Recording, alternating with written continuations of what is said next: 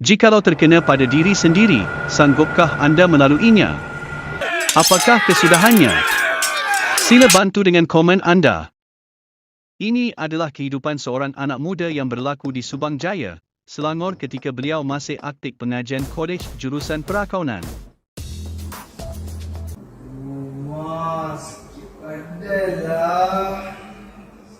Kaki semua. Kepala lagi. Cik, yuk. Ustaz Jemaah. Mama pengen tahu.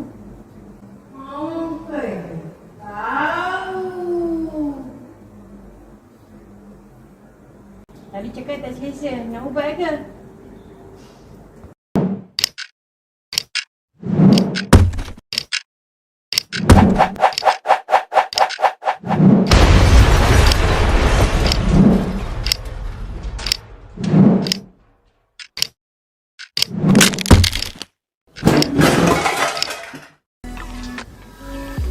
Wah, bila boleh pergi kolej ni? Sakit kaki. Kaki. Buntut, leceh. Sakit Allah. It feels like you got it. You want your roller coaster. Don't ask me about my freedom. Don't ask me about my wisdom. You want it. You need it, but why?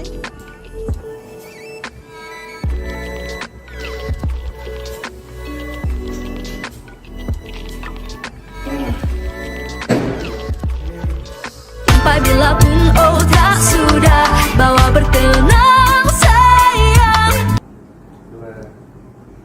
Ya.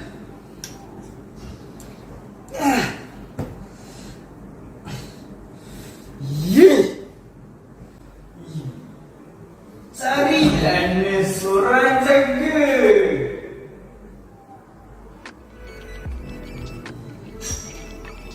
Mana nak cari nurse? Nurse lelaki ke nurse perempuan? Ku perlukan kau tiada dan penuh alasan oh. Mana ada nurse perempuan yang jaga kau? Mana dinas perempuan yang jaga kau?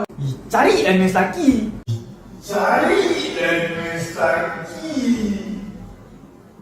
Jangan marah. People that continually drain your energy, the more you push them to be anything else, the more they will push back. The people in your life should be reducing your stress, not causing more of it.